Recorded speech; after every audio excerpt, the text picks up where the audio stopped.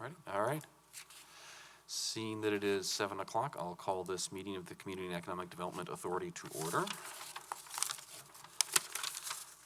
First item on our agenda is the roll call. Mike?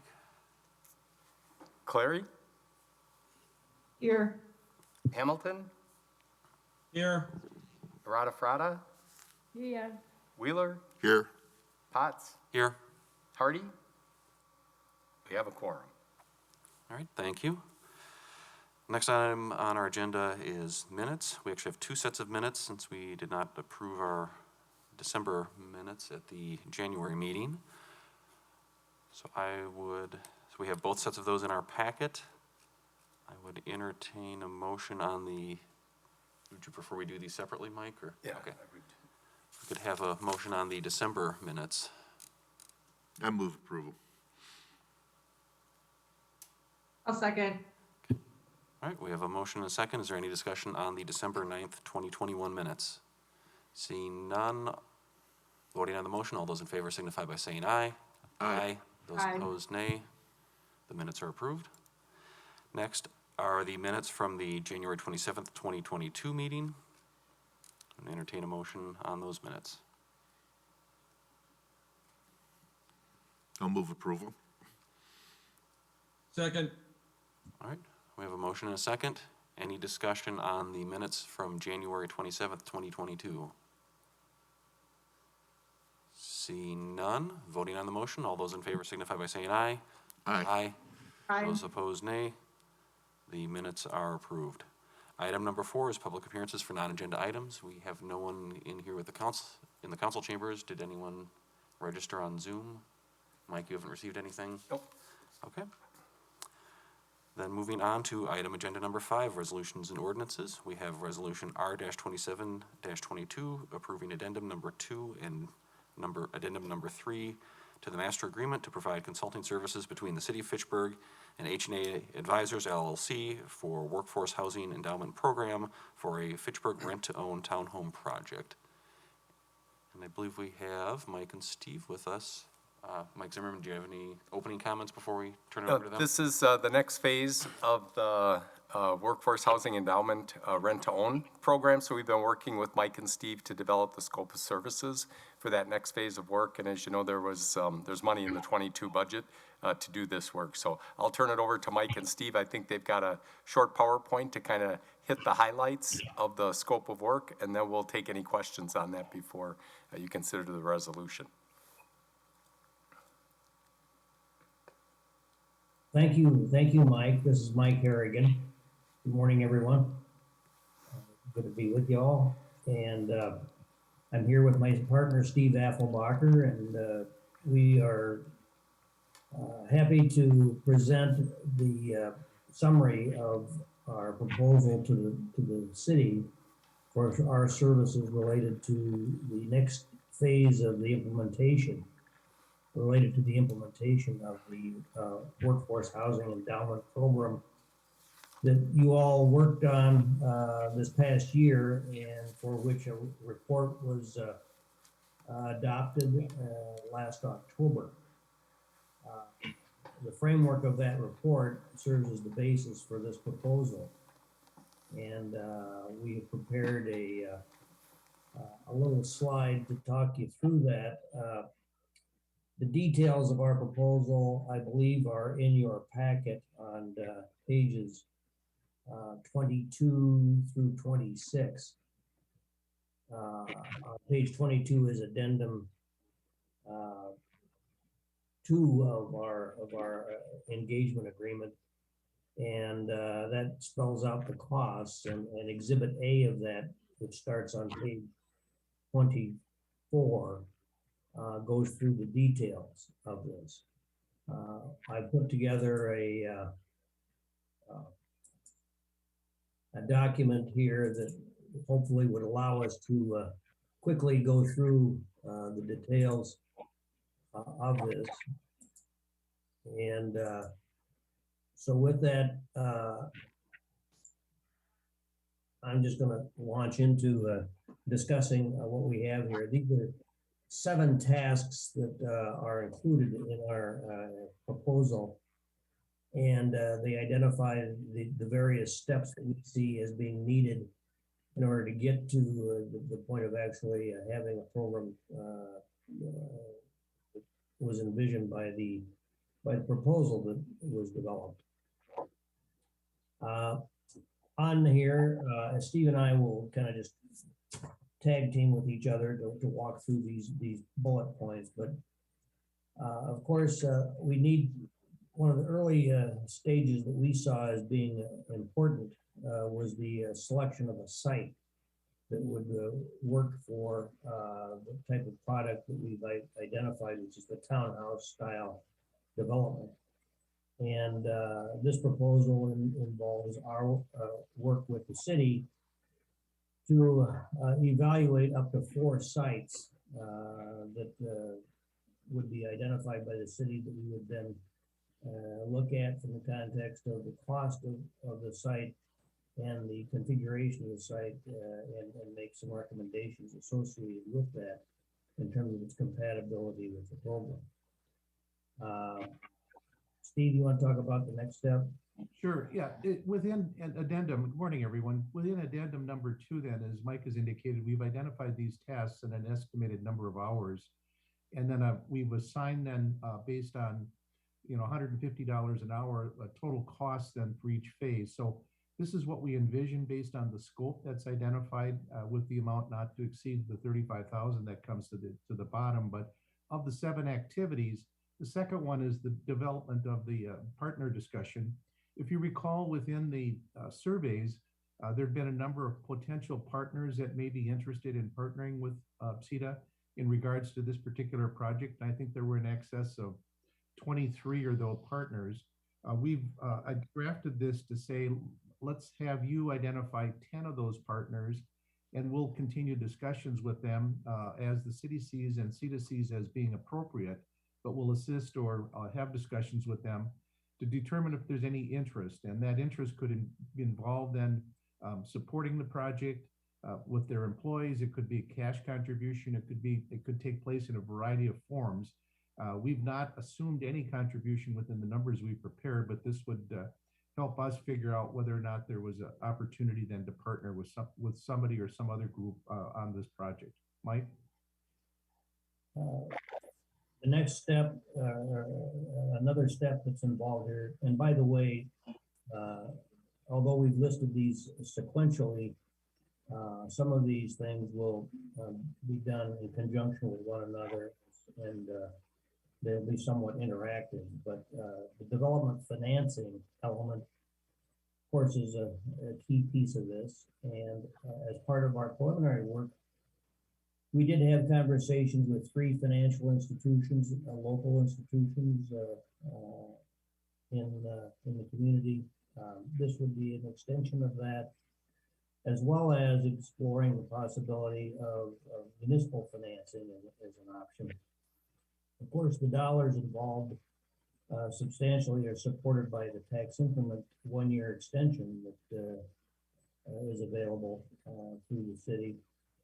But ultimately, it's refining the model and then getting a commitment from financial institution or the municipal financing. In order to do that, this would be a coordinated effort, of course, with the city, particularly the finance director of the city, as well as potentially the city's financial advisor. But I think the skeleton of this plan is well defined, and it's a matter of putting the details on it now. Steve? Yes. The next step, the builder and management company selection, is a phase that would occur then once the site had been nailed down and we were comfortable moving ahead. This envisions then simultaneously, as we've talked, Mike and I have talked about this subject to your approval, simultaneously developing a request for proposal and related documents with the city staff, the city attorney, to be able to solicit requests for proposals both from the builder and from the management company. Our thought is to move out into the market, send out that RFP after you've had an opportunity to review it, and then solicit proposals From those that we've contacted and those that have responded, we would evaluate the proposals, present that information to you, and then make us determine whether or not we make a selection then in selecting both the builder for the project as well as the management company. Our thought is that if we select both of these at the same time, there would be an interactive play between the two of them where the management company would make sure that ultimately the design that we come up with works from their management standpoint and vice versa with the builder. So that would involve then determining who's going to do the project and the contracts related to those projects. Next, this element, I think is key to many of these phases, the updates to the development model. This is the mathematical model that established the initial feasibility that was detailed in our report. We see this as being something that needs to occur early and relatively often because, as we all know, the financial landscape has changed even since we completed the report in October, with the increase in interest rates and the inflationary costs that we've all seen. These need to be added and anticipated going forward. And one of the things that I think that maybe we'll just mention here at this point is to say that we attempted to design this proposal with segments that would allow the community to proceed carefully and cautiously with the implementation of this plan.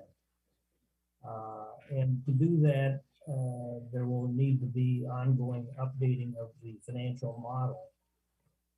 If at any point the community becomes uncomfortable with the idea of execution of this, it has the ability to either pause it, modify it, or potentially even set it aside if it no longer feels comfortable that it makes sense for the community, and only incur those costs that have occurred to date.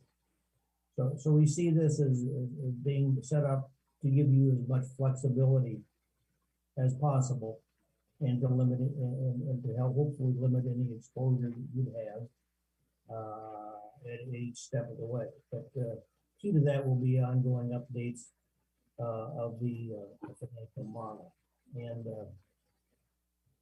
so that's detailed in this step. Steve?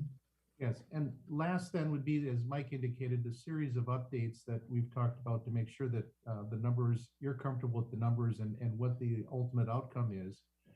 And last then would be the project approval, where before construction would occur, there would be the approval by you of the model, the master model, and understanding then how this would all come together. And we would envision then drafting the report and presenting that to you for approval.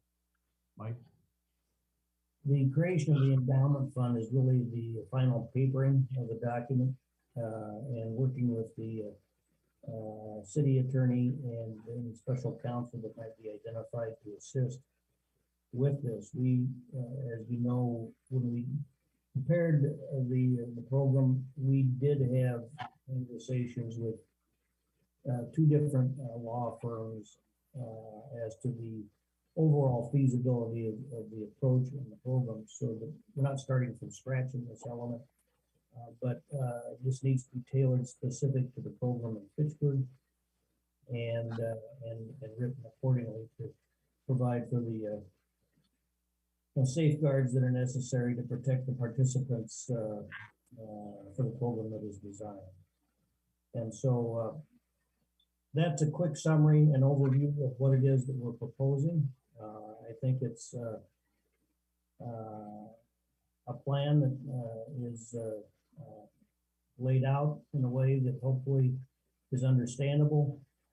We've identified what the deliverables are on each step as we go through it, but that's set forth on page 22 of your packet, and also what triggers the payment under each one of these phases.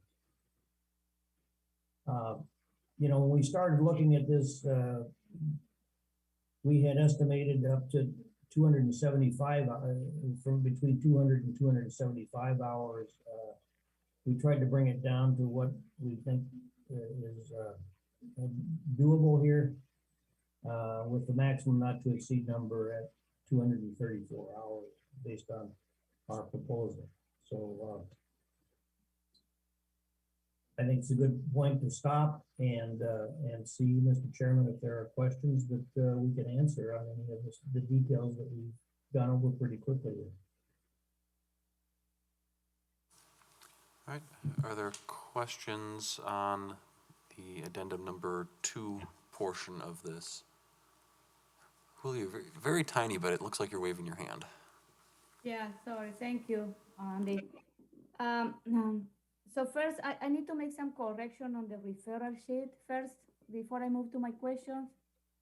In the section that is a background, there is a, I think there is an error of typing, when it mentioned tax incremental District 7 for 1 year to capture approximately $150,000 is missing a 0. And then almost at the end, it mentioned in 2022, funding was approved in the budget, and it should be in the 2022 budget, funding was approved. Because, okay. So that one are some of the, okay. Okay, thank you. And then, can I ask my question now? Sure. Okay, so thank you, Mike and Steve. My question is, I thought that we approved this, your fee in the budget, isn't it? Yes, so now you're presented kind of like a detailed plan. Yes, that's correct. Okay, okay. So my question to you is that I don't see, do you have a timeline for doing this? Because I didn't see it in the package, to have an idea when Well, you're planning to do this? In our proposal, if the proposal is approved, we are suggesting that our first element here is to work with the city to lay out a specific timeline for each of the steps. But at the end of the day, the timing for the activity of the actual expenditure of dollars, hard costs, shall we say, is going to be driven by the availability of the capital that's made available through the tax increment district itself. And so that is, as we understand it, largely available initially in latter summer or fall of 2022. So with that in mind, we have designed this to hit the road now and get running, so that a good deal of this preliminary work, particularly in the area of sites identification and ultimately selection, some of these development partners discussions, financing discussions, all of that hopefully will be able to be largely completed before we get to that point in the fall, that the funds will be able to actually pull a trigger on certain decisions at that point. So I know that's not a specific answer, but hopefully that gives you some comfort in terms of what our intent and timing is in relationship to our activities. Steve?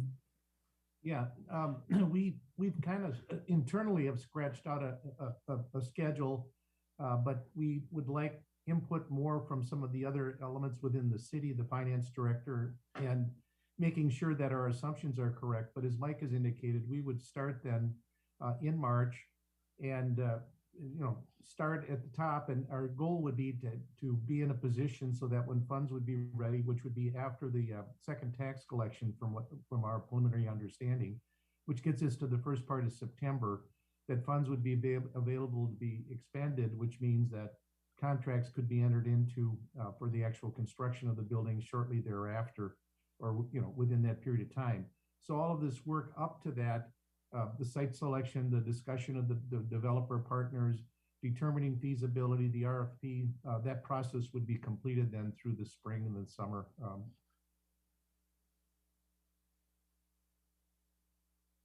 I have a follow-up question. Okay.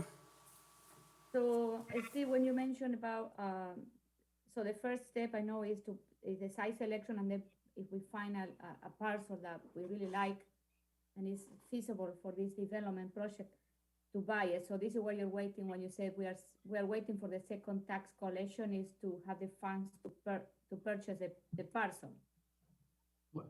Yes, that would be one of them. We need to talk more with the city as to what our options would be. Certainly, I think our goal would be to make sure we tie it up, which doesn't necessarily mean that we have to have the funds in hand. But we need to have that discussion to see what that means. But I think our concern is making sure that we have a specific site, because the topography of the site, the size of the site will all affect the assumptions that we need to modify to determine feasibility. Okay. Okay. No. My question is, that I am glad that we are starting this project in 2022. So this is what I was asking about the timeline, because you never know. Everything, things change constantly. So, but I am glad that that we are start with this project, this year.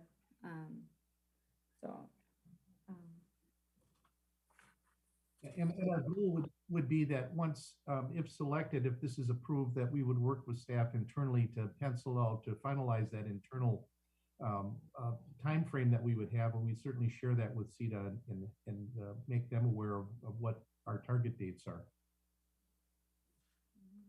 Okay. Oh, I have another question. So I also see in the packet, there is an exhibit A to Addendum 3. We are approving that today too. I think we're focused on Addendum 2 at this point, but we'll get to Addendum 3 after we get our questions on Addendum 2. Oh, okay. But the resolution covers the two. This is my question. The two addendum.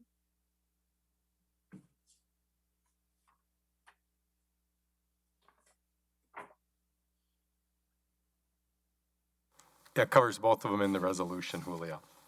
Yeah, because I don't see it in the. Okay. There's, once you get down to the, be it hereby resolved, you have the first one, now be it hereby resolved, addresses number 2, and then the next is number 3. And we kind of listed it that way, that if by chance any of the committees in the council ultimately decided just to go with Addendum 2 and not Addendum 3, they could modify the resolution if they decided to do that. I guess if there are no further questions on Addendum 2, if you wanted to go over Addendum 3. Okay, would you like me to address that, Mr. Chairman? Sure. Okay. Well, Addendum 3 is the element that requested that we take a look at as part of the discussion. There were members of the Community and Economic Development Authority that wanted to have the concept of utilization of a land trust examined as part of the financing and structure of this plan. And there are some pros and cons that have been identified with that. So the intent of this work effort here with Addendum 3 would be to further explore those pros and cons, and to develop an analysis and a specific recommendation based upon further examination. And so what we've laid out here is our approach to doing it. We would start with a review and a discussion with those entities that have been identified that we're aware of that have had experience with the utilization of this type of a model. And specifically within the Dane County area, there's the Madison Area Community Land Trust that has experience with it. So we've had very cursory discussion with or about, but would intend to explore with the principals there much more detail and gain the benefit of their knowledge in relationship to this. And then, in addition, there's an entity up in Minneapolis, the Common Bond Group, that has utilized various versions of this, that Steve has connections with, tapping, to get a handle on what some of the experience is there. We would be talking with some of the bankers again about this, as well as assess the city's assessor and an identified appraiser to help us understand the impact of this on value and on the assumptions then of value increase that are important to the success of our model. So with that, Steve, you want to talk about the other elements that are involved with this? Once we solicited that feedback from those different sources, we'd make a determination as to how it impacts the financial model that we've developed. And that model would need to be adjusted primarily, we think, in the valuation part. So it has an impact as to when the takeouts may occur and what the revaluations may be. But we would attempt then to show you what the impact would be in the model. And in turn, then, Mike, the next step would be then to update the model. Yes. So ultimately, we're going to result in a feasibility report that will be submitted as part of this addendum's deliverable. And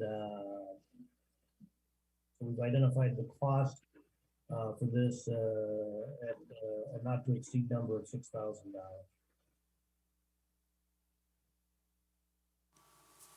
All right, thank you. Were there any questions or comments on Addendum 3? Julia? Yes, I would like to make a comment. I really like to have another option on the table. Financing, specifically with land trust. So thank you guys for putting this together. Well, you're kind of cutting in and out there. Julia, would you mind repeating that? The first part was breaking up.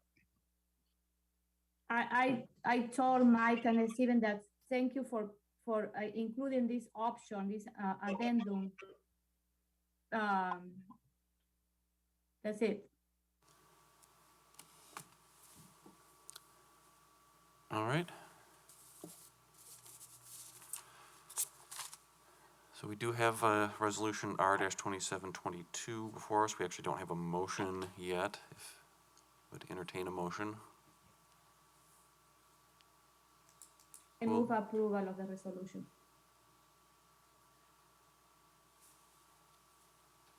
I'll second. Second. Okay, we have a motion and a second. Is there any further discussion on the motion? Seeing none, all those in favor signify by saying aye. Aye. Aye. Aye. Aye. Those opposed, no. The resolution is adopted. Thank you, Mike and Steve, for joining us early on a Thursday morning. Thank you very much. If it's all right, I'd like to sit in on the next item. I just see you're talking about the North Fish Hatchery Hub update, and since there's potential for sites to be involved in that area, we might benefit by hearing that. If that's all right with you. Sure. It's a great presentation. Thank you. Okay, we'll move on to item number 6, which is the North Fish Hatchery Road Hub update. I'll turn it over to Wade and Scott.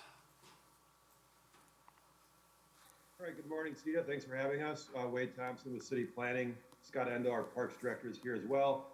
So wanted to give you all a quick update on the hub project. I do apologize to Alders, Wheeler, and Arado Prado. We'll see a repeat of what we've seen a couple times before, so.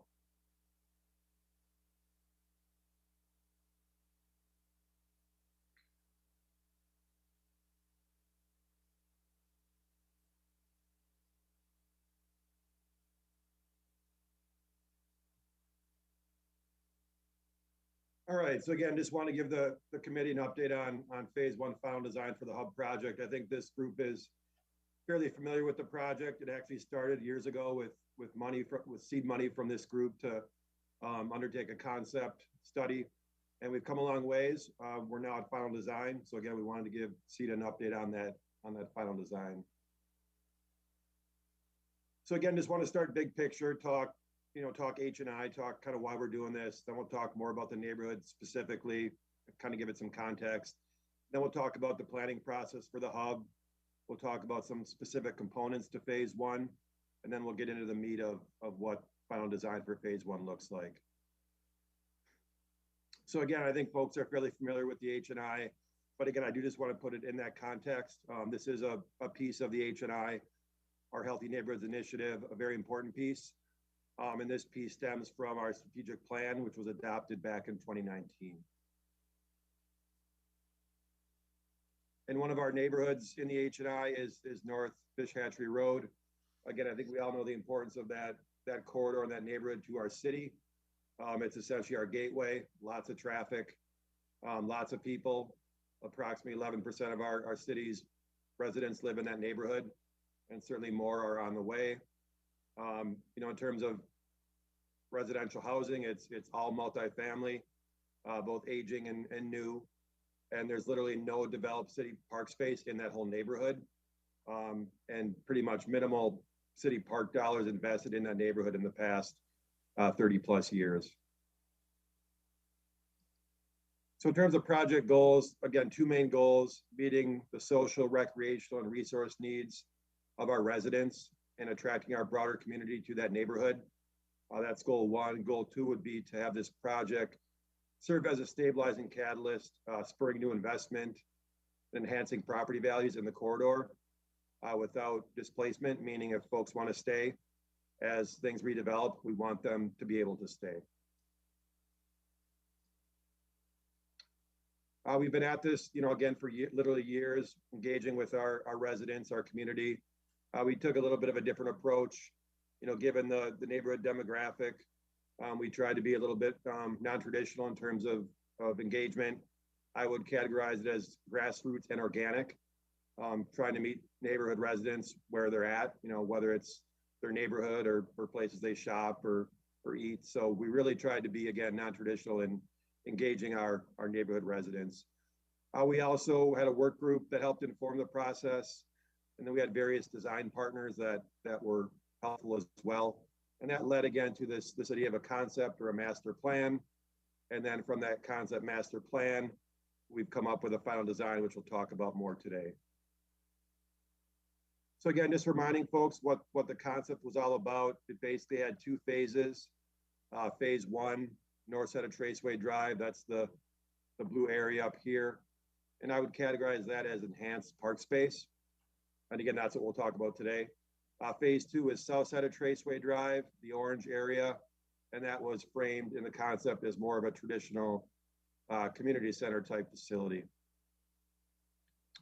So in terms of phase one components, I would say there's basically four big components. There's a community park building. And in Scott, in my opinion, it's kind of a new model for buildings at certain community parks. And we believe it would allow for a smaller phase two footprint, and we can talk more about that. The second piece is kind of this outdoor covered hard court slash ice rink. And we feel this facility could serve, year-round recreational and social gathering uses. The third piece is kind of a catch-all of a playground, yard games, and socializing and seating areas. We feel like this component really would serve the spectrum of neighborhood and community residents from both, all the way from youth to adults and senior citizens. And then the fourth piece is what we're calling an all-wheels track. Basically, kind of a feature that would serve bikes, skateboards, scooters, pretty much anything on wheels that's kind of rec-based. Excuse me. We feel like this feature would be unique, both not unique within our park system and in the broader region as well. In terms of next steps, early 2022 here, we're again trying to complete final design, which basically means our construction plans per that stakeholder feedback. We do have engagement opportunities yet to come. Basically this past month, we've gone out to all relevant city committees, including this one, to really give committees a sense of what's coming, to gather feedback. And we do envision a public open house, hopefully sometime in the next month plus as well, to get back out into the community. And then in February, this past couple of weeks, we did present both to our Parks Commission and our newly formed Healthy Neighborhoods Advisory Committee. Our Healthy Neighborhoods Committee has made a recommendation on final design. Parks Commission will be making a recommendation on final design at their meeting next week. And those recommendations will go to council as well. And then once we get that figured out in terms of what the final design will look like in terms of specifics, we will go out to bid, try to get this thing built. We'll get those bids, we'll select one, and then we'll ultimately enter into a contract with a contractor and break ground, hopefully midsummer here. So with that, I'd like to talk more about final design in terms of what it looks like. So this is our site, again, north side of Traceway Drive, just off of Fish Hatchery Road. So Traceway Drive is down here to the south of the property. Those four pieces I talked about, the four main components, we've got the outdoor structure here. We've got our park community building here. We've got that playground socializing element kind of in the middle of the site here. And then that all-wheels track, again, serving bikes, scooters, skateboards, is this feature that kind of comes in off a Traceway and then winds its way up through here. And obviously we got parking as well. And if you'll notice the parking with the pedestrian area, it kind of looks like a long U shape, and that was intentional. That was created after discussions with our fire chief to ensure access for safety vehicles through the site. So we think it works well from a public safety perspective, but it also, I think, works well just in terms of the site and kind of tying everything together.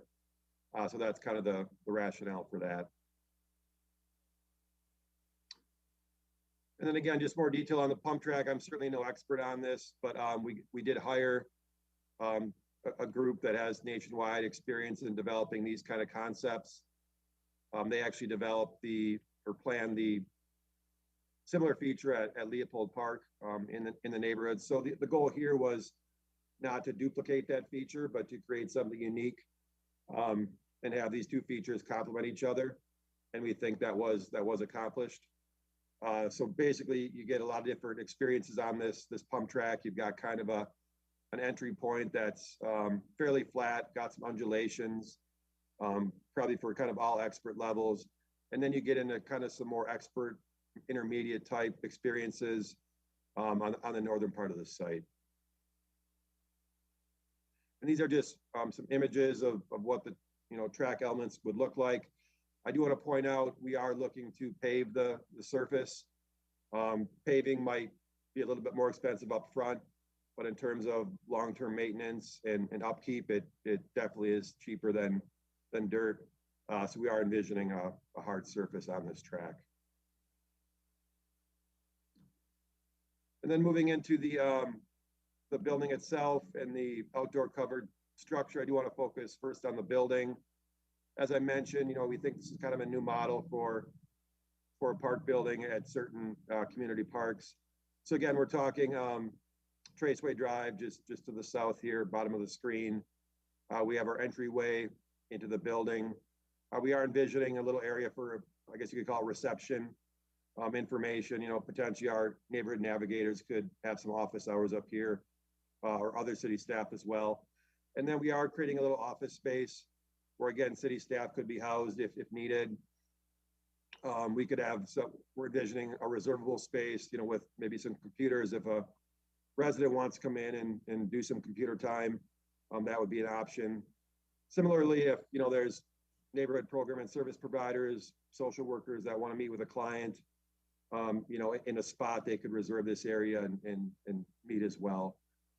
And then moving north through the building, restrooms, both indoor and outdoor access, storage, mechanical. We are envisioning a small warming kitchen to serve both this outdoor picnic patio area as well as these two community rooms. And the warming kitchen is also set up for a concessionaire. You know, if we ever get a concessionaire that's serving coffee or sandwiches or whatever it might be, that would be an option as well. And then across the hallway here, again, we have those community rooms. It's kind of set up as one large space, but certainly could be divided with a partition. So folks could come in and rent one of the rooms or rent both of them. Excuse me. And we are envisioning one of the rooms having some basic technology. So if, you know, there's groups that want to do adult education or, you know, summer programming, they could reserve that space and do that as well. And then looking at the hard court, whoops.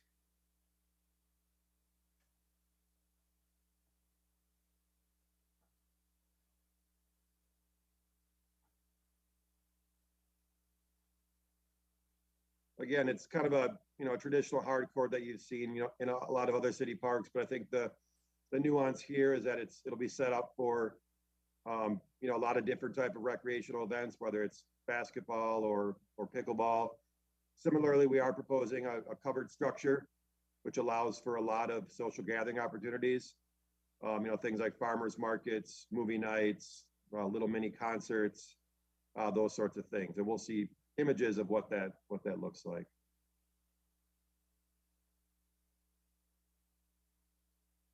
And speaking of, this is an image of that outdoor structure.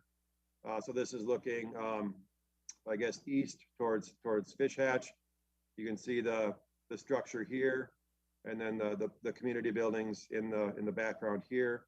And again, you can see how it kind of sets itself up for both recreation as well as social gathering opportunities that could happen there as well.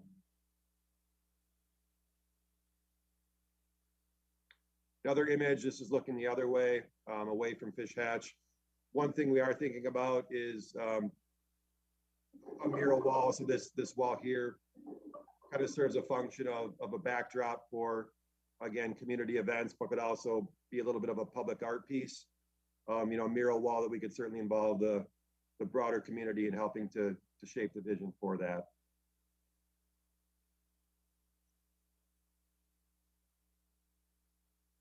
Bear with me here.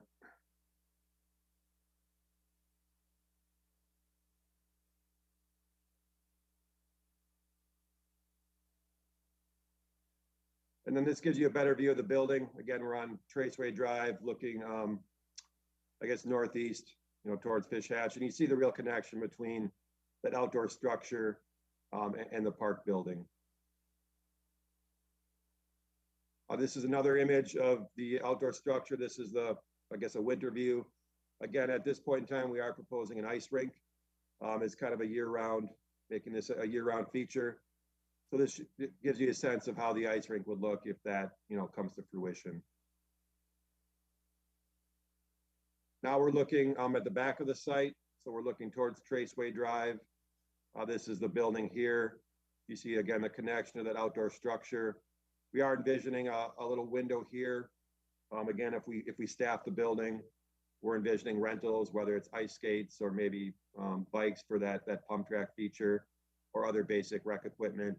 And then you'll see that another window here, that's that kitchen window. So again, if we get a concessionaire, that could serve out to this picnic area. And then you see the playground on the left side of the image as well. Another image looking from the back of the site. Here you start to see kind of how the building is set up on the other side here with lots of glass, lots of natural light, lots of clear vision lines from the street. We are envisioning one of those roll-up garage doors. So if folks are using the indoor space, there'd be a nice, flow between indoor and outdoor picnic area. We are envisioning, again, kind of some focal points on the exterior as well. I think a fire pit, is kind of a central spot for gatherings and socializing. See how that pedestrian element kind of connects to the site as well. And then off to the left here is that playground feature. Oh, I haven't done. And then again, you kind of see how the playground ties in with the pedestrian area and the building as well. Just another view of the site, again, showing playground, pedestrian area, building, outdoor structure. And then in the background here, which is kind of not fleshed out in this image, this is where our pump track would be located. And I think our last view here of the site, this is looking, I guess, west along Traceway Drive. Like, it gives you a sense of how the building and the structure appear from the street. Again, we tried to create a very inviting atmosphere for the site. And then just one quick point on the architecture of the building. I think we tried to really strive for urban form in the building, matching what's happening in the corridor in terms of architectural elements. Similarly, I think we tried to mirror existing city architecture in terms of some of our other facilities, whether it's, City Hall or our fire stations. And I think that the architects did a great job in achieving both of those goals. And last slide I got is kind of a cut through of the building, just to give you a sense of, what that building looks like on the inside. So again, we're at the south side of the building, at the entranceway. So on the left here, we've got our kind of our office flex space that we talked about. Then we've got our corridor here, kind of our hallway. And again, we are envisioning some opportunities for public art, in the building. Again, maybe connecting with some of the schools to get some artwork in the building. Back here, again, would be the kitchen and some of the storage areas. And then on the right side, these are those community rooms. So you see kind of the scale of those spaces. Again, lots of natural light. And then a retractable door on the north side of the property. And with that, I am done. And again, the goal here was just to give you guys a sense of what's coming. There's a lot of probably discussion yet to be had about what ultimately makes it into final design. But this is kind of the proposal right now. We did present to council last night, got some really good feedback. And then in the next month here, we'll figure out what exactly this final design looks like, making sure we got our budget. And then again, like I said, we'll break ground, hopefully, mid-summer here. So with that, I can certainly take any questions or comments that the group might have. Wade, ahead, this is Mark. Two comments. One is I think this is excellent. I think you guys have it very well organized. I've got two things I want to raise. One is a little proprietary in nature. As we're working on bike sharing for Fitchburg, the hub was one of the places identified. So we're going to need to have a slab up there. It looks like you've had some decorative concrete blocks there. I don't think you want to put those stations there, but I think you guys need to identify in your planning where you're going to put at least 6 to 8 bike stations for bike sharing. So please don't forget that. You're in the planning now. You're not breaking ground. Yeah, great point, Mike. As coincidence would have it, I was talking with Phil Groupie earlier in the week about that topic. And I think, yeah, we're going to try to plan for 12 stalls. I just need to confirm with our landscape architect where that could go. The site is getting pretty full, but yeah, we'll definitely make sure we can carve out a spot for that. So yeah.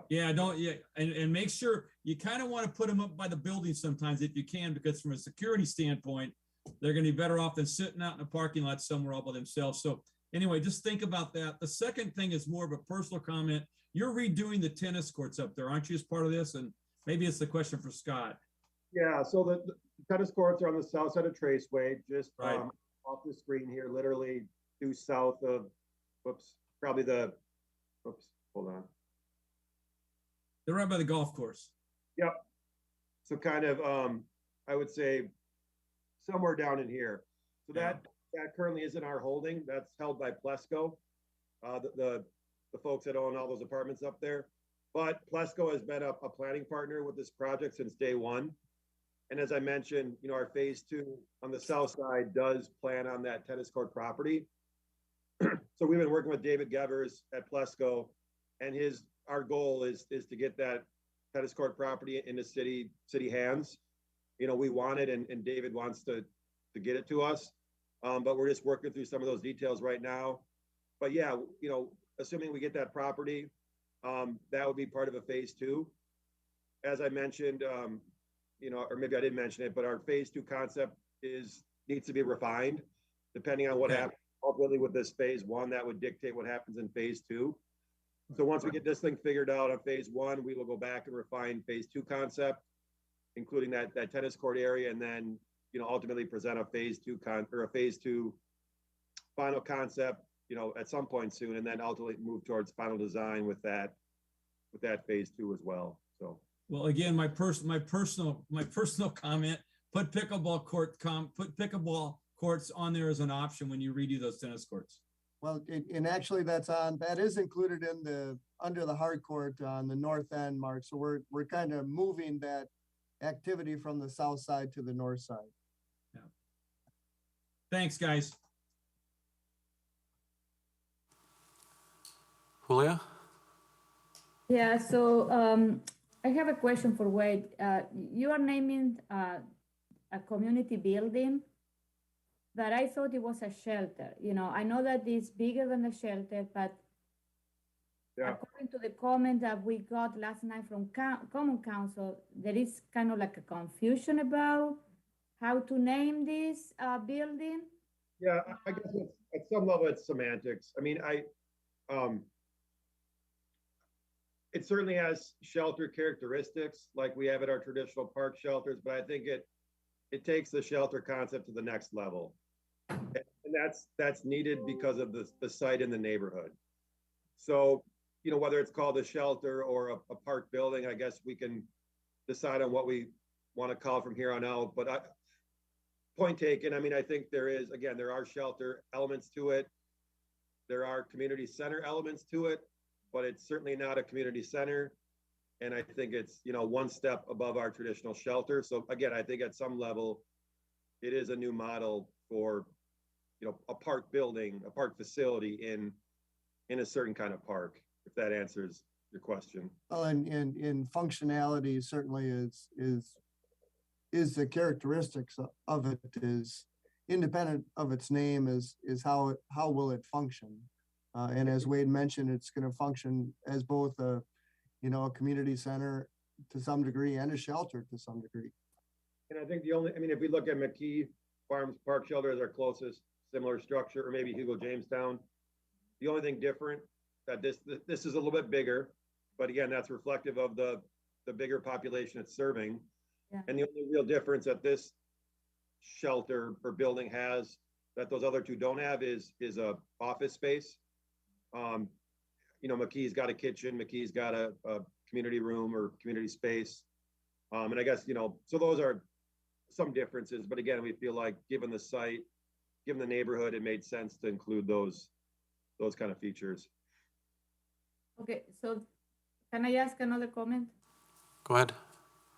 So the other thing I want to mention, according to what happened last night with some of the comments is, for the cover area, that is going to be expensive to build is if we can, for sure we need to have a basketball court with, in that area because, it's part of, people like to play basketball. There's plenty of kids there that can play basketball. So my idea is, my question is, I think in the design we can phase out and add different components in different time. I am correct with that? Yeah, I think what staff has proposed to both Park Commission and H&I Committee is just that, a phased approach. Yeah. So kind of the proposal, it's just a recommendation. Council will ultimately decide what they want to do.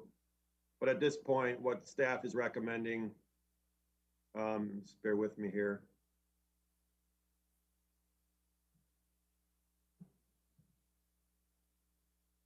So let's call it a phase 1A and a phase 1B. Phase 1A would be what I call kind of the core of the site, which is the building, kind of that pedestrian socializing area and the playground, so again, kind of the core of the site. And, we would propose to do that this year. Phase 1B would be some of these bigger ticket items, this pump track and the outdoor structure. And I think the thought there was with the pump track, there are likely some funds that we can gather in the next year or so, hopefully in the neighborhood of $200,000+ from grants and other sources. And then additionally, we do have some parkland dedication, some new development projects in the corridor with parkland dedication funds that will be available. And certainly that could be an option to fund some of these things. But I think what's important about the pump track and the outdoor structure are, in staff's opinion, those are true community features. We designated this thing as a community park, and those are features that make it a community park. Those are features that we feel will draw not just the neighborhood, but the broader community. The pump track obviously is unique. We feel like that would draw. And I think the outdoor structure, certainly whether it's covered or not, or whether it has an ice rink or not, those are questions to be discussed. But I think the covering element, again, provides that function as not a true amphitheater, but it gives it that sense of more of a community space in which, you could do various social gatherings or events.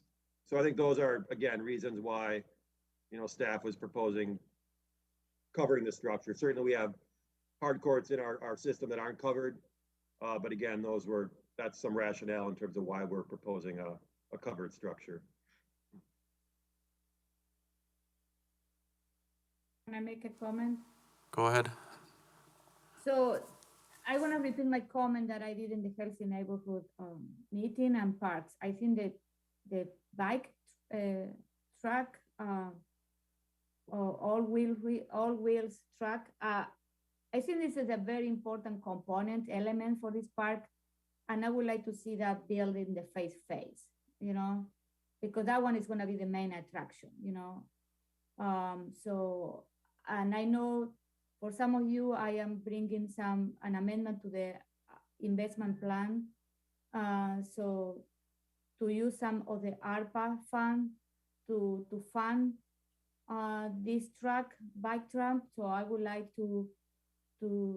for you guys to read my amendment, and if you can support, because I think we can build it. We can find the funds to incorporate this important feature in the phase 1 planning design. So this is my recommendation. I want to follow up on that. So I'm sure the group knows the company Ceres. They're our local Fitchburg-based company that does bike racks amongst other things. They have been a partner in this project since day one. I've been working with Ann Christensen, who's their bike park foundation manager. And Ceres has actually been pushing for these kind of features in parks for years. And now they've got one in their backyard, and they're all on board with it. Even to the point of they've helped us design it. And then I think in the next couple of months, they will be holding some specific fundraising events to raise money for this project. And they've given me ballpark figures of what they hope to raise. And if they can get that, it would be a great chunk of change to put towards this project. But I guess where I'm going with all this is they were encouraging us to do this in the phase 1A as well. I think in their experience, they've seen bike features planned and then get pushed out. So they were, to this point, they were encouraging development of this project or this piece of the project in a phase 1A as well. So.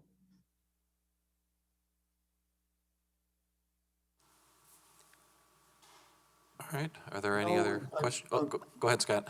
Yeah, maybe just one general comment that and maybe Wade, you could share that we did hear at the committee of the whole last night in regards to green space and the use of properties in different, urban and rural and those kinds of things. So I think, a general comment or summary would be helpful to this group on what helped you drive the design of this space. Yeah, certainly there's different kinds of parks for different kinds of geographies and different kinds of users. You know, I would say generally speaking in Fitchburg, we have what I'll call more suburban parks, you know, large parks with a lot of green spaces. Sometimes those spaces aren't as actively or heavily used as maybe we'd like to see.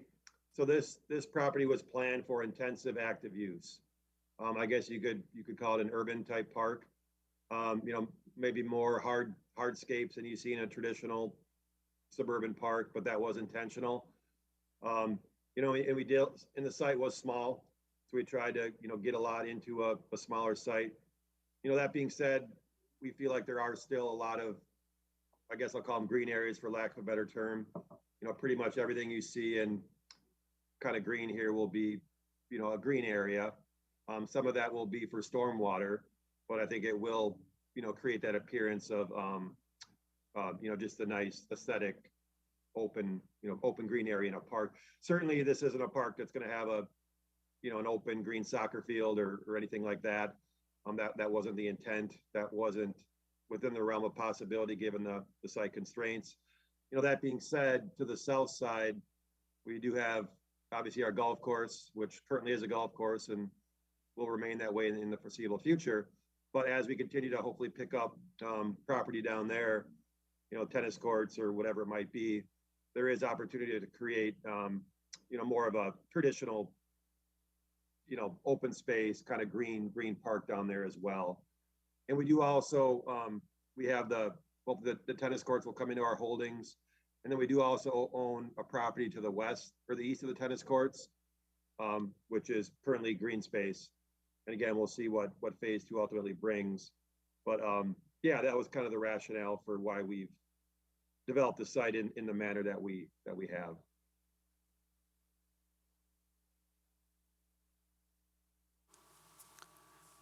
All right, were there any other questions or comments? Wade, I know it's in the information, but could you just go over again, what is phase 1B? Yeah, good question.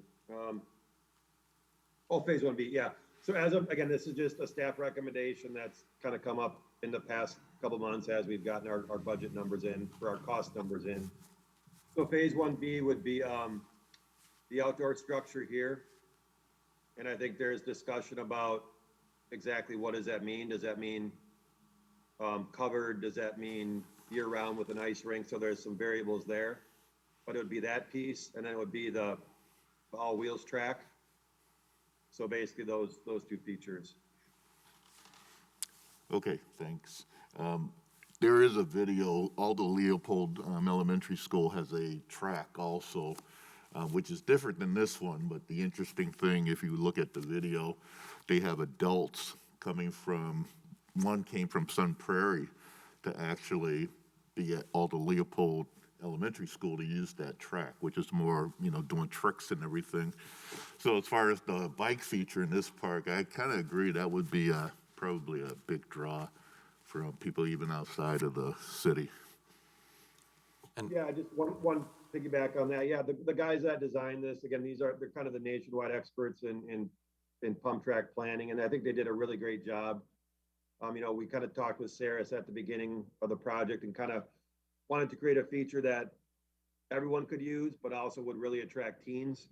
You know, I think teens in the neighborhood, they need stuff to do.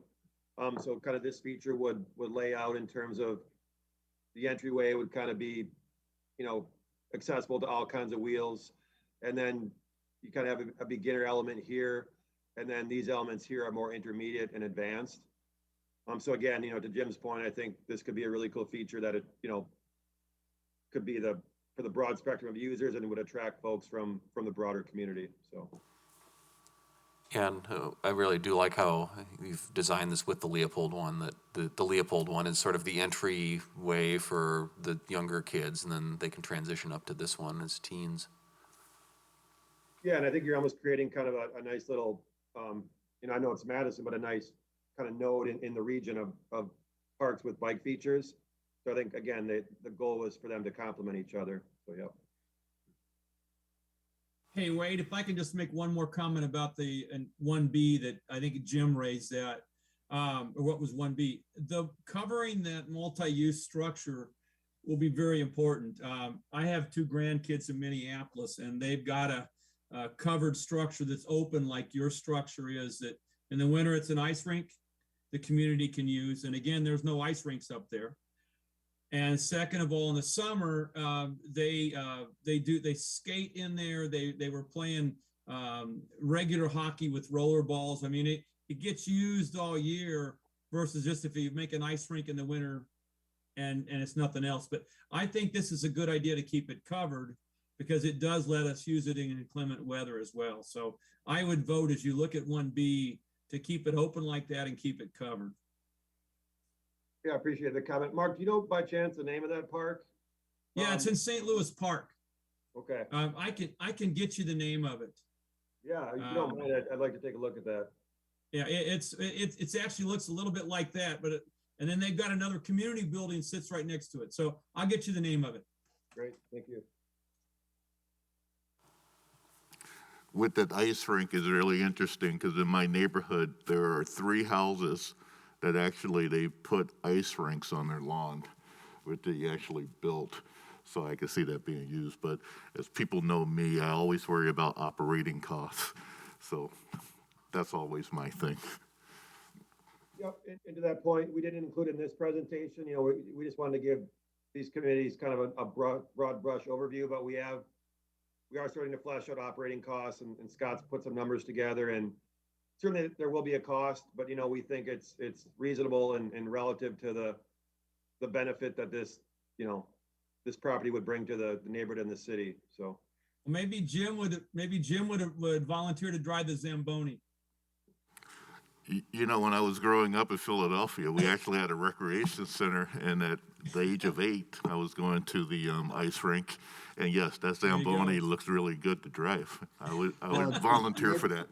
Well, maybe just a follow-up comment, the skill of your park maintenance staff people, they actually fabricated a Zamboni. They have a tractor and they have a 250-gallon water tank on the back and a shaver so they can shave it, and then actually spray a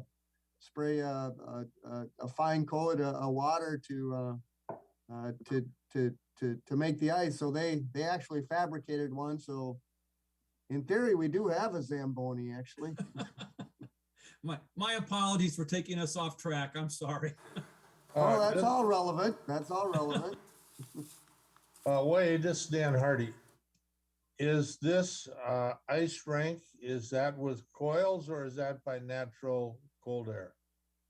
Scott, do you know those details? I'm sorry, I didn't and understand. that really is the question. Certainly a refrigerated a sheet of ice would be preferable in that you're able to control, you know, the amount of time and with the refrigeration, the ice and how long the ice would be. But certainly, you know, it would be an advance from, as Jim alluded to, a land rink that's on turf, if you would.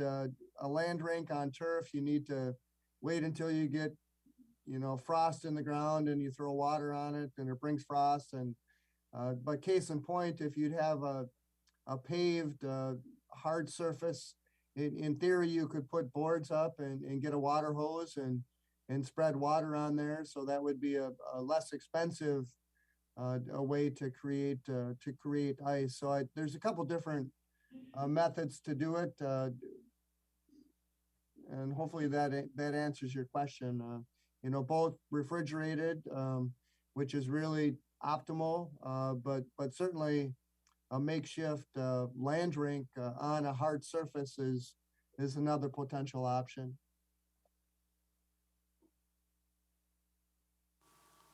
Julia?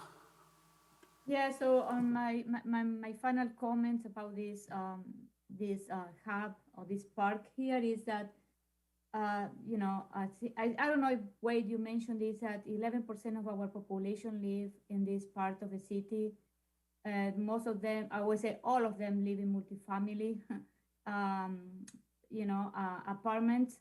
The city doesn't have any other park beside the golf course, but the golf course you need to pay to play. It's no, doesn't have access to everyone for free. And I think this is it's a great investment for this corridor. We are attracting more development coming. We just approving the other night a council, 2 other projects that are in the pipeline, the Ochala Drive project, and the other Plesco investment. Both of them are gonna be about 300 units. So, and we also build we have spent almost $30 million in the reconstruction of Fitchburg Road with the purpose to attract new development to the corridor, considering that area of the city like our urban area. So I think that we need to provide some recreational activities in that area. So I think this is a great investment for our community. And as Wade mentioned and Scott mentioned, this will be an attraction only for the surrounding neighbors, but also for the rest of the city and other communities. So I wish, I think this is a great investment for our community. So, and also we are, that part of the city improving or bringing this type of facility, we are increasing the opportunity for more recreational activities. And also this is a healthy neighborhood area where we are improving the quality of life, health, with other activity, sport to the community. So I think we need to also emphasize what are also the other benefit that this project is going to bring to the area and to the city.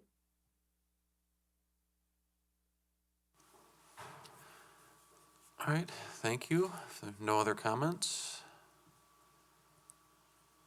thank you both for joining us this morning. Thank you. Thank you. Item number 7 is hotel room tax report considerations. Mike? I emailed out last evening the hotel room tax report from Finance Director Misty Dodge. So we've got the fourth quarter in, came in at $90,234. And for the year 2021, we're at $341.68. And then you could see Misty's comments there as far as the overall report in the email for it. So any questions at all?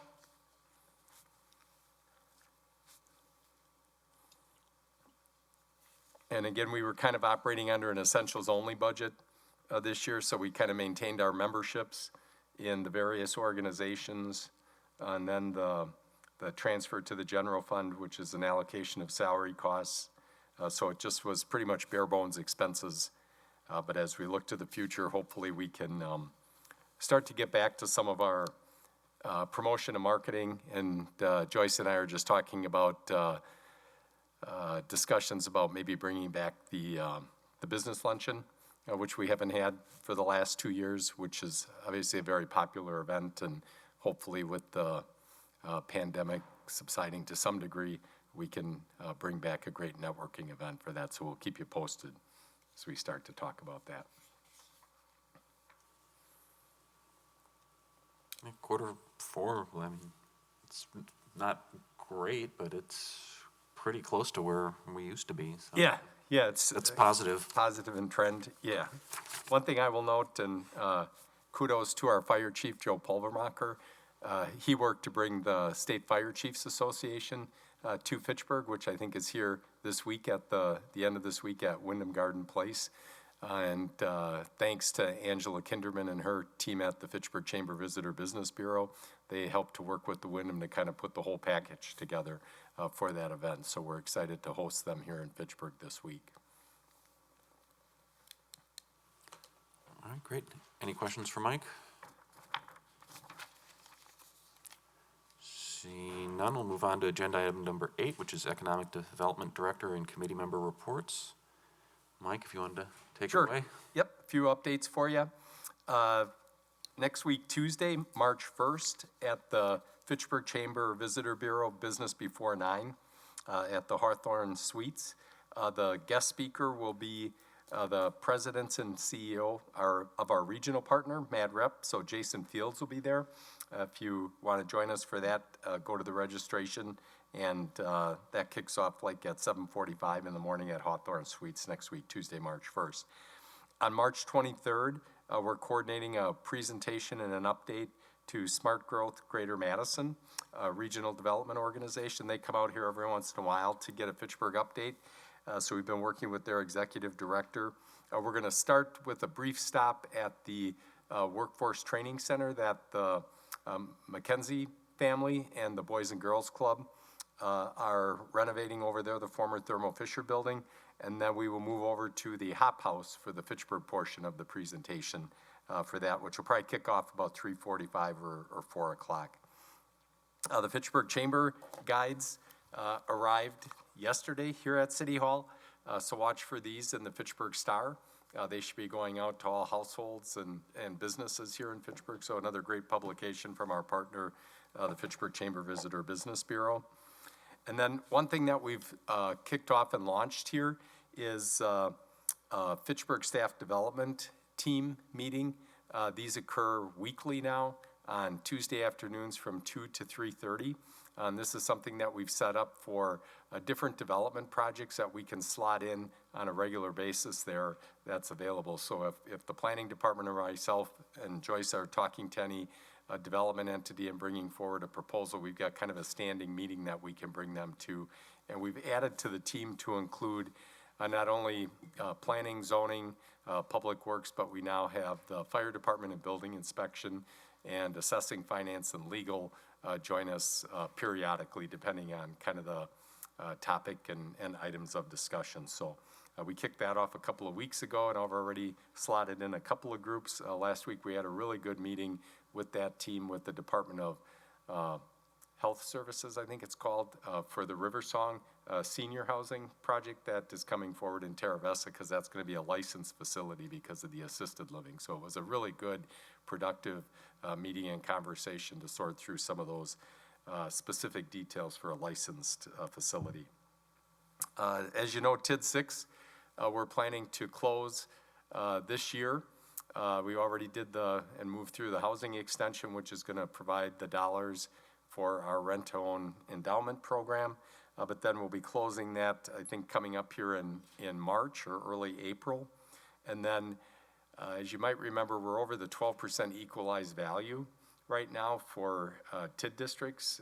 That's a good thing because we've had two very successful TIDs with TID 6 and TID 4, but it doesn't allow us to create or amend any districts at this point in time.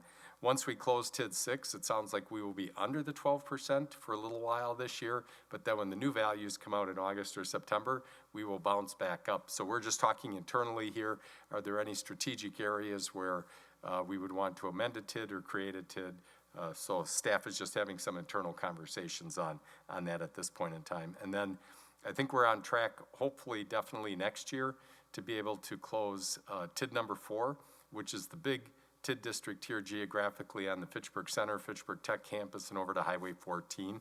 And then once we would close that one in 2023, then that would take us well below the 12% equalized value. So we'll come later this year after we get the kind of the TID final reports in the fall and give you guys an overview and an update on that as we go forward. We were at the Ellers TIF conference last week on Thursday and Friday, and had a chance to meet the Moody's representatives. They've kind of rotated their staff around. So we met the folks that cover the state of Wisconsin now and are already talking about our annual kind of presentation to them when we issue debt later this fall. And we pitched the idea to them that we would like to, instead of just doing a virtual presentation, we'd like to invite them and host them here in Fitchburg. And they seemed very open to that idea. We think that if we get them here in town to kind of see things in person, that would be a great story for us to tell. Then on the planning, next planning agenda item, Plan Commission, some of the projects that you'll see coming forward. The Fitchburg Townhomes project here along Lacey Road and Notre Dame Drive will be up for their architectural design and review. Highfield Reserve, which is the Fahey South development, will be on for final plat and rezoned to Planned Development District and SIP. And then a component of the Highfield Reserve, which is the multifamily rental that's being proposed called Irish Fields, will be on for their Planned Development District GIP. And then a building site that's been out there that we've been kind of waiting for something to come forward. It's that last site remaining between the Oak Bank building and the retail commercial building where Barriques is located, is coming forward for architectural design and review. Great site, you know, with great visibility along McKee Road, approximately 12,710 square feet. So that is coming forward for architectural design and review. Then our friends and partners at the One Neck Data Center here in the Fitchburg Tech Campus are coming forward to renew their architectural design and review authorization. As you might remember, they're approved to actually double the capacity of that data center over 3 different phases. So they're just renewing that ADR, and then they would do those expansions based on market demand. Then we've got the, let me see, the Traceway North project for Plesco is coming forward. They received their PDD GIP approval. Next up, they're coming forward with the PDD SIP approval. So that's a great project on the north side of Traceway Drive.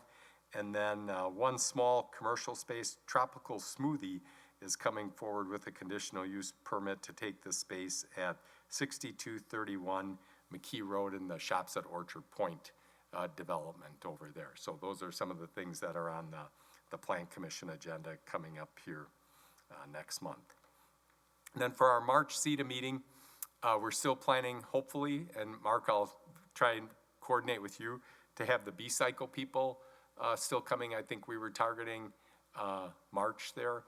Part of that is to kind of align with them with their progress for sponsorships. We have the $50,000 in the 2022 budget, but we still need to kind of go through that formal allocation process when the timing is right for that.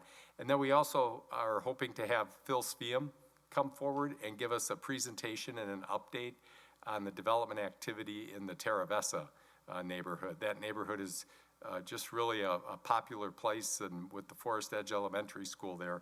So we thought it might be good to hear from Phil on the development activity that's occurring and taking place over there, so you've got a good sense of kind of what's happening on the ground. Then going forward, I don't know if it'll be April or May. We kind of need to coordinate just on timing with them. We're hoping to have our partners at Devante Properties come forward to give us an update too on their developments here in Fitchburg, both the Fitchburg Tech Campus to the south of City Hall here, and then uptown Fitchburg as well, so you can get a sense of development activity. Last week, we reconnected with the UW Health Meriter Unity Point team. So we just had some introductions as some faces and names have changed and they're still committed to the land and the site in uptown Fitchburg. And we'll continue that conversation going forward as far as the extent and timing of their plans. But it was a good introductory meeting and conversation with them that we had last week. And I think that covers everything. Any questions? Julia? Yes, Mike, what about the project that we approved for Noble Drive, you know? When is that project is? Encompass Health?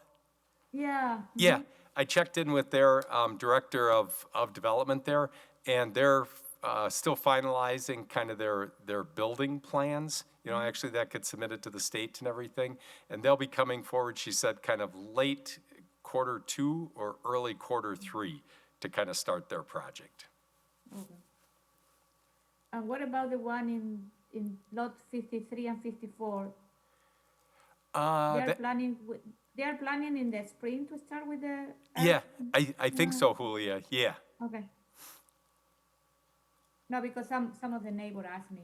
Yep. I don't have an exact kind of start time for that one, but I think that was their target goal there. Some other uses that we've had just kind of inquiring recently, we've had kind of multiple daycare users that have been kind of looking for a site here in Fitchburg. So we're trying to kind of take their specs and figure out maybe some potential sites for that use. We had a couple of what I would call kind of the quick casual or restaurant users there. The challenge there is trying to find space. It's not a large amount of square footage that they have, but then they also are looking for the drive-through or the pickup lane.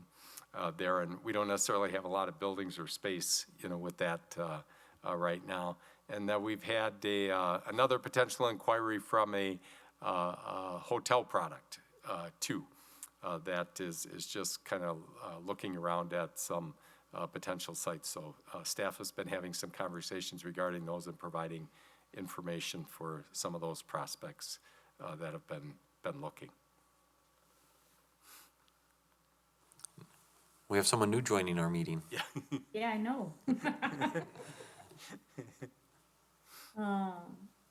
Andy, I have another question. go ahead. Mike. So, Mike, the other question that I want to ask, because as you know, I am also part of MAGREP, and we have a great discussion there about site selectors and what type of, the size of the parcel that the prospect are looking for. And my concern is that, can you give us a 2-minute update? How many parcels do we have for light manufacturing here in Fitchburg that they can accommodate what are the the requirements that this site selector are asking right now? And what are your concerns and how we can work on that? Yeah, I guess I don't have the exact number at the top of my head here. I'd have to do a little research on that, but based on some of the recent requests for proposals that we've gotten either via Wisconsin Economic Development Corporation or MADREP, and I think Joyce gave a brief overview at the last meeting there. Some of those have been for 10 to 20 acre sites, and we're in short supply of sites and land at that size and square footage. We've gotten creative as far as working with property owners based on relationships that we have with them. So the two that we've been focused on specifically for some of the recent RFPs, there's some planning and visioning that's being done for the Hartung property on the east side of the city, south of Lacey and Haight Farm Road, east of Sain Road. And Sarah Properties is working with Hartung. The Hartung operation would remain there for a long time in the foreseeable future, but there's some acreage kind of to the north of their current operations that Sarah is working with city staff on a comprehensive development plan and visioning for that would allow for development of some of that northern acreage of the overall Hartung holdings there. They have 440s there, about 160 acres, although there's some wetlands in the southeast quadrant of the property there. But that's one that we put out there for some of the RFPs that we responded to recently. And then the other partner that we've been working with, who's always been great to work with us when we've had some prospects, is our friends at Payne and Dolan. And they've got the land, it would be west of the Commerce Park Drive extension over there by the new Promega manufacturing building. And there's 20 plus acres over there that we can kind of submit as a potential site for some of the RFPs that are at that larger acreage there. The other one that we worked with Payne and Dolan on is off of Cottonwood Drive. That's some of the land on the north end of where they actually have their operations and their plant. And that was specifically in mind with some needs that General Beverage has for additional warehouse and distribution space. So we had to go through a comprehensive development plan with Payne and Dolan first to create hopefully a 5 to 7 acre lot over there. And then now General Beverage will be coming forward hopefully with their plans specifically more for that site. We do have 30 some acres in the Thermo Fisher campus there. And you might have seen that they've got a real estate sign out there kind of marketing 7 acres right on McKee Road. That's not actually a lot yet. They have to go through a comprehensive development plan to split off and create a CSM for that 7 acre parcel that they'd like to create. We've been getting some inquiries there.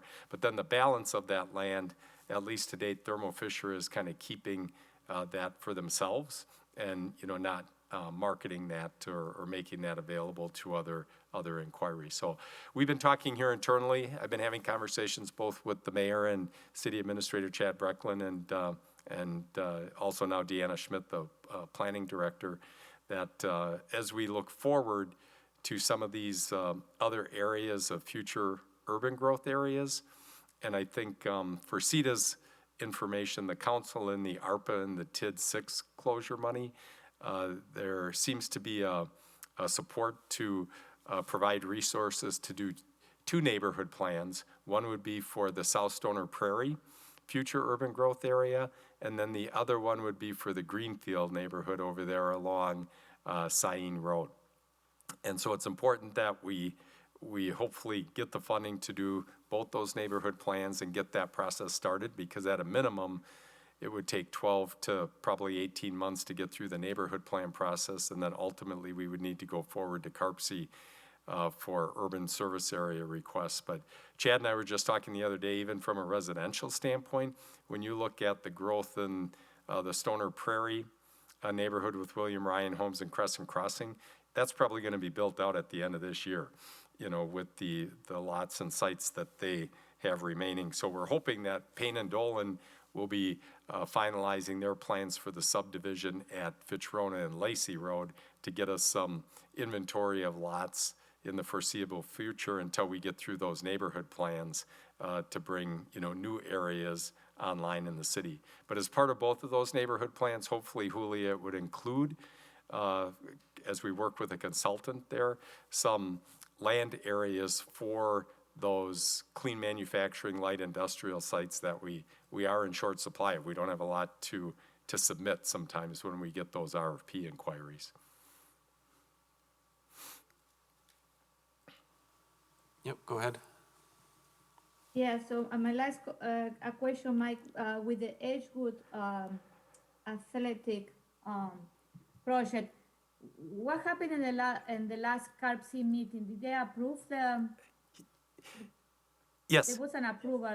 Yeah, I don't remember which. Yeah, one I was. should have Yeah. mentioned that under my report. CARPC Okay. did authorize a recommendation. It now goes to DNR, but CARPC was in support of that recommendation to amend and extend our urban service area to that 40-acre parcel. That would be the Edgewood Wellness and Athletic Complex there. So the DNR, my understanding is, now has 30 days, I think, to act on that. So we should know within the next month here that is hopefully approved and going forward.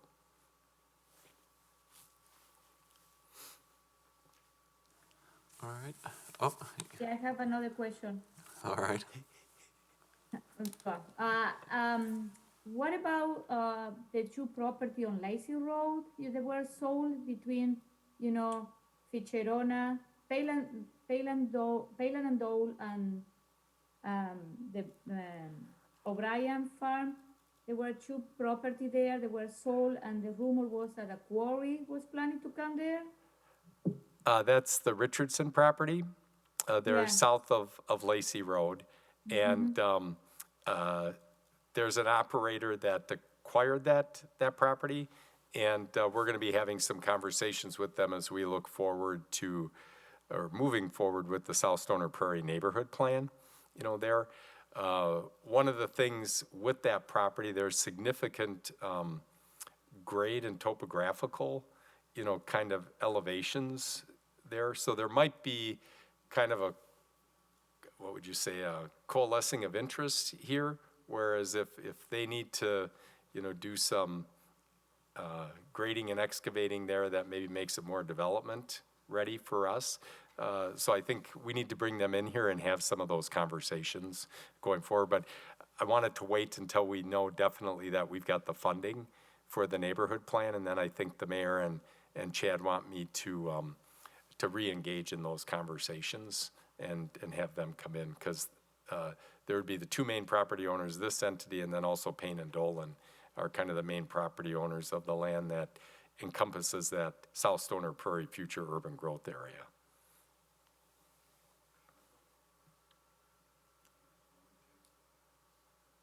Yeah, and Hammersley too. Yep.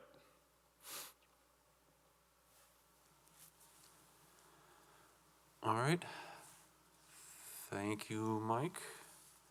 So I think that accomplishes agenda items 8A, B, and D. We do have 8C venture debt program. Dan, I don't know if you had any updates on that. No, we've had we have a meeting about monthly, but nothing has affected any interest that Fitchburg has. All right. Thank you. Next item on our agenda is agenda item number 9, which is announcements. Are there any announcements? Seeing none. Item number 10 is adjournment. I'd entertain a motion. Motion to adjourn. Second. Okay, we have a motion and a second. All those in favor signify by saying aye. Aye. Aye. I Aye. Those opposed, nay. We are adjourned. Thank you.